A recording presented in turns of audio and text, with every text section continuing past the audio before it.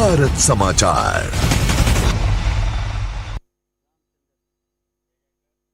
नमस्कार, आप देख रहे हैं भारत समाचार। मैं हूं आपके साथ नंदिनी यादव। वक्त हो चला है खबरों का। रुक कर लेते हैं खबर की ओर। खबर दिल्ली से, जहां पर राज्यसभा के लिए 4 लोग मनोनीत किए गए हैं। राष्ट्रपति मुर्मू ने 4 लोगों को मनोनीत किया है। डॉक्टर मीनाक्षी जैन राज्यसभा के लिए मनोनीत हुई है। हर्षवर्धन श्रृंगला, सदानंद मास्टर भी मनोनीत हुए हैं। उज्ज्वल निकम भी राज्यसभा के लिए मनोनीत हुए हैं। तो राष्ट्रपति द्रौपदी मुर्मू ने 4 लोगों को मनोनीत किया है। ये खबर दिल्ली से सामने आ रही है। तो राज्यसभा के लिए 4 लोग मनोनीत हुए हैं। राष्ट्रपति द्रौपदी मुर्मू ने 4 लोगों को मनोनीत किया है। डॉक्टर मीनाक्षी जैन राज्यसभा के लिए मनोनीत हुई है। इसी के साथ हर्षवर्धन श्रृंगला, सदानंद मास्टर भी मनोनीत हुए हैं। उज्ज्वल निकम भी राज्यसभा के लिए मनोनीत हुए हैं।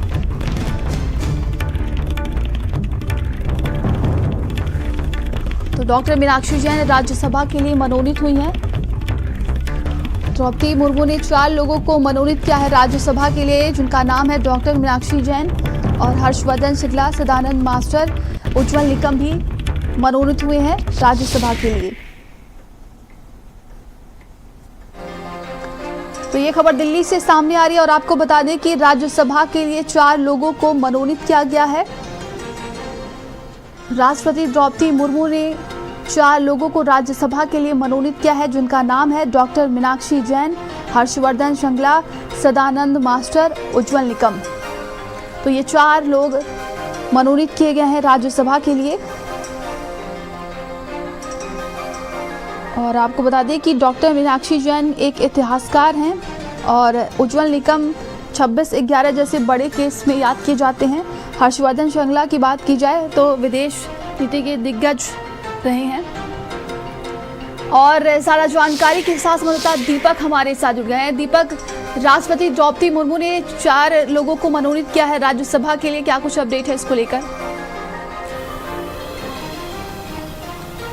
जी बिल्कुल नंदिनी, बता दें आपको कि कल गृह मंत्रालय की तरफ से पत्र जारी किया गया था, जिसमें ये बताया गया कि राष्ट्रपति द्रौपदी मुर्मू की तरफ से 4 लोगों को राज्यसभा के लिए मनोनीत किया गया है, जिसमें डॉक्टर मीनाक्षी जैन है, हर्षवर्धन श्रृंगला है, सदानंद मास्टर है और उज्ज्वल निगम है। ये इन 4 लोगों को राज्यसभा के लिए मनोनीत किया गया है। लेकिन इन 4 का यदि हम जिक्र करते हैं, सबसे पहले यदि हम प्रख्यात वकील उज्ज्वल देवरा का जिक्र करते हैं तो ये काफ़ी फेमस रहे। खास करके हम देखे थे कि 26/11 जब हमला हुआ था, उसके बाद कसाब के मामले में इन्होंने सरकारी वकील के तौर पे सरकार का पक्ष रखा इस मामले में, तो उससे ये काफ़ी मशहूर हुए थे। वहीं यदि हम डॉक्टर मीनाक्षी का जिक्र करें तो एक बहुत बड़ी लेखक भी हैं, इतिहासकार हैं, कई किताबें भी लिख चुकी हैं और अयोध्या और रामायण पे इन्होंने किताब भी लिखा हुआ है। यदि वहीं पर हम बात कर ले फिर जो सदानंद मास्टर की, तो वो बात कर ले कि वो केरल के एक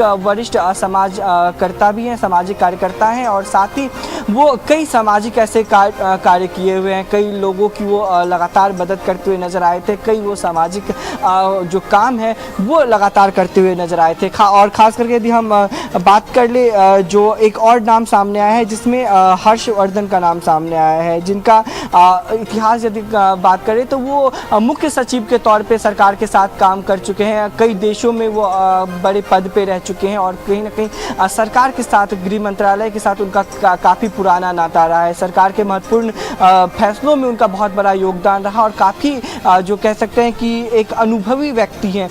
इन 4 व्यक्तियों को राष्ट्रपति की तरफ से मनोनीत करके राज्यसभा भेजा गया है। हालांकि यदि हम उज्ज्वल की बात करें तो ये एक बार लोकसभा चुनाव भी लड़े हुए थे महाराष्ट्र से, लेकिन कांग्रेस के प्रत्याशी की तरफ से वो हार गए थे। लेकिन अब राज्यसभा के माध्यम से ये 4 लोग अब सदन में जाएंगे और कहीं ना कहीं जिस तरह से इनका पूरा एक्सपीरियंस है, चाहे हम एक लेखिका के तौर पे उनको देखें या फिर किसी को सामाजिक कार्यकर्ता के तौर पे देखें या फिर हम बात करें जो एक मुख्य सचिव के तौर पे जो वो कई महत्वपूर्ण भूमिका निभाएं, अब वो तमाम जो एक्सपीरियंस है वो अब राज्यसभा में देखने को मिलेगा। राज्यसभा में किस तरह से अपनी नई भूमिकाओं को रखते हैं, किस तरह से समाज की बातों को रखते हैं, ये भी काफी महत्वपूर्ण रहने वाला है। जी, तमाम जानकारी के लिए आपका बहुत बहुत धन्यवाद। चलिए आगे बढ़ते हैं। खबर दिल्ली से है, जहां पर ऑडी कार ने फुटपाथ पर 5 लोगों को रौंद दिया है। घटना के बाद मौके से कार चालक पकड़ा गया है।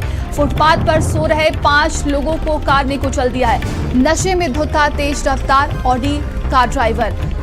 तो ऑडी कार ने फुटपाथ पर सो रहे 5 लोगों को रौंद दिया है। ये खबर दिल्ली से सामने आ रही है और घटना के बाद मौके से कार चालक को पकड़ा गया है, जो कि नशे में धुत बताया जा रहा है। तो 5 लोगों को कार ने कुचल दिया है।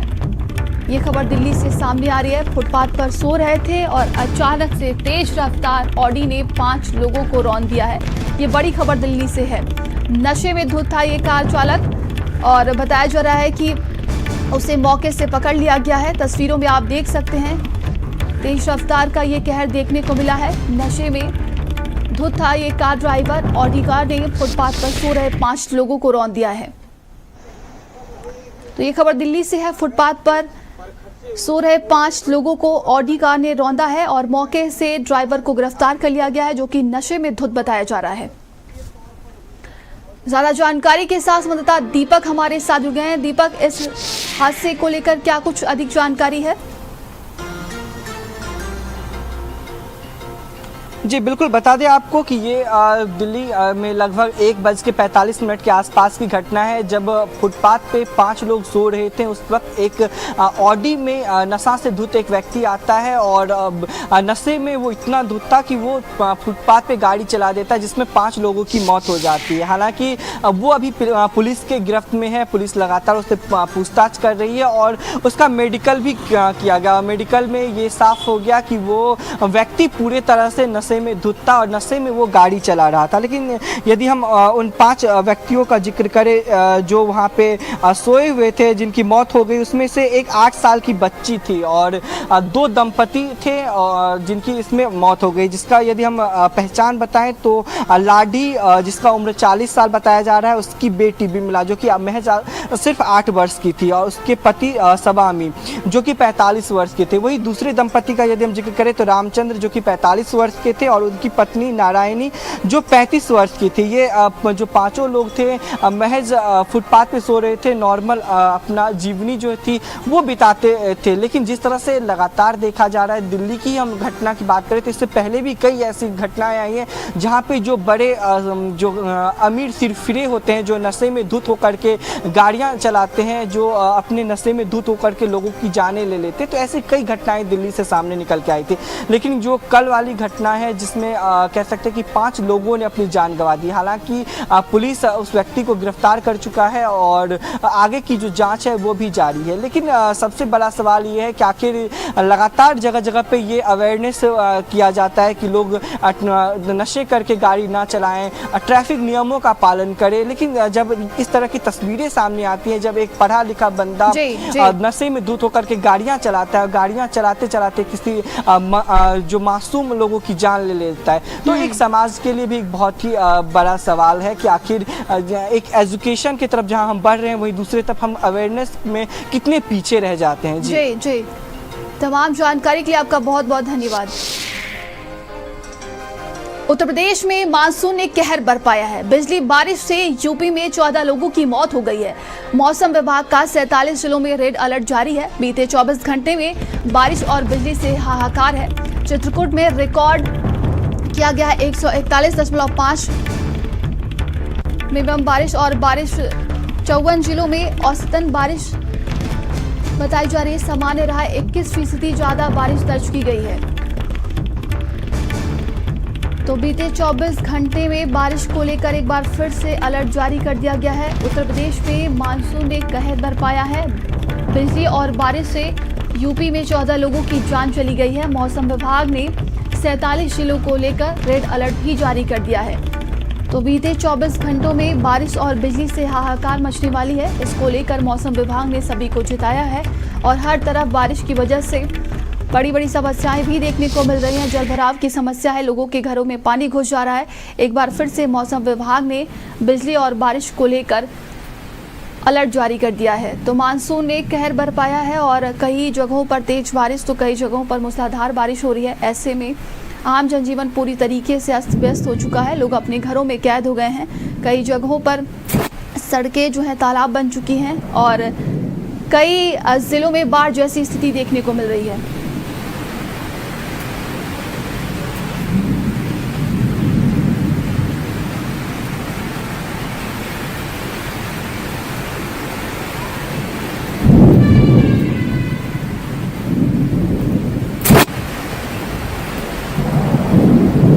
कड़कड़ाती बिजली और बारिश की वजह से आम जनजीवन पूरी तरीके से अस्त व्यस्त हो चुका है और प्रशासन की कई जगहों पर बड़ी लापरवाही की वजह से कई लोगों की जानें भी जा रही हैं। और आपको बता दें कि इस बारिश में और बिजली गिरने की वजह से 14 लोगों की जान चली गई है उत्तर प्रदेश में। और मौसम विभाग ने एक बार फिर से सभी को चेताया है। तस्वीरों में आप देख सकते हैं किस कदर ये सड़कें जो है तालाब बन चुकी हैं, लोगों के घरों में पानी घुस रहा है और कई जिलों में बाढ़ जैसी स्थिति हो चुकी है, लोग पलायन के लिए मजबूर हो रहे हैं। तो बिजली और बारिश को लेकर एक बार फिर से मौसम विभाग ने रेड अलर्ट जारी किया है। 47 जिलों में रेड अलर्ट जारी किया गया है। बीते 24 घंटे में बारिश और बिजली से हाहाकार मच गया है और इसमें 14 लोगों की जानें भी चली गई हैं। ज्यादा जानकारी के साथ संवाददाता मजहर हमारे साथ जुड़ रहे हैं। मजहर, लगातार बारिश की वजह से कई जगहों पर हाहाकार मचा हुआ है और अगले 24 घंटे में भी बारिश को लेकर अलर्ट जारी कर दिया गया है।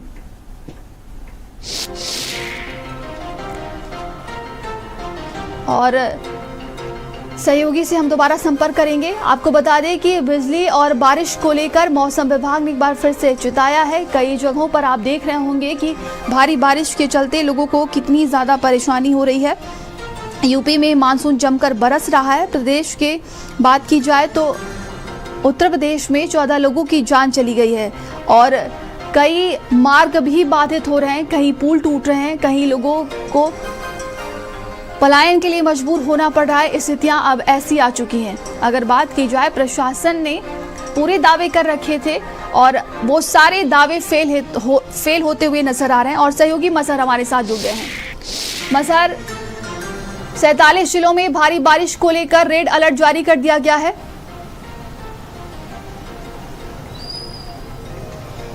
जी बिल्कुल, देखिए उत्तर प्रदेश में पिछले 24 घंटे में बारिश ने हाहाकार मचा दिया है। बिजली, आकाशीय बिजली और बारिश से अब तक उत्तर प्रदेश में 14 लोगों की मौत हो चुकी है और कहीं ना कहीं पूरे उत्तर प्रदेश में अलर्ट जारी है। प्रदेश भर में 24 घंटे के अंदर भीषण बारिश होने के चलते हाहाकार मच गया है। अगर मौसम विभाग की माने तो 47 जिलों में रेड अलर्ट को मौसम विभाग ने जारी कर दिया और उसके अलावा चित्रकूट में रिकॉर्ड 1.5 बारिश दर्ज की गई और उसके अलावा 54 जिलों की औसतन जो बारिश थी वो 13.4 रही। इसके अलावा सामान्य से 21% ज़्यादा इस बार बारिश को दर्ज किया गया है। उत्तर प्रदेश सहित के तमाम राज्यों में जो है भीषण बारिश से हाहाकार मच गया और आकाशीय बिजली गिरने और भीषण बारिश से अब तक उत्तर प्रदेश में 14 लोगों की मौत भी हो चुकी है। फिलहाल जो मौसम विभाग है उसने अलर्ट जारी कर दिया है। जो सभी जिले हैं उन जिलों पर अलर्ट जारी है और कहीं ना कहीं मौसम विभाग ने बताया है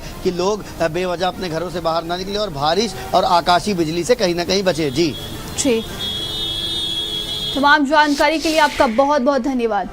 तो देखिए, मौसम विभाग की तरफ से एक बार फिर से लोगों को चेताया गया है भारी बारिश को लेकर और ऐसे में देखा जा रहा है कि कई जगहों पर भारी नुकसान भी हो रहा है, पेड़ गिर रहे हैं, लोगों की जानें जा रही हैं।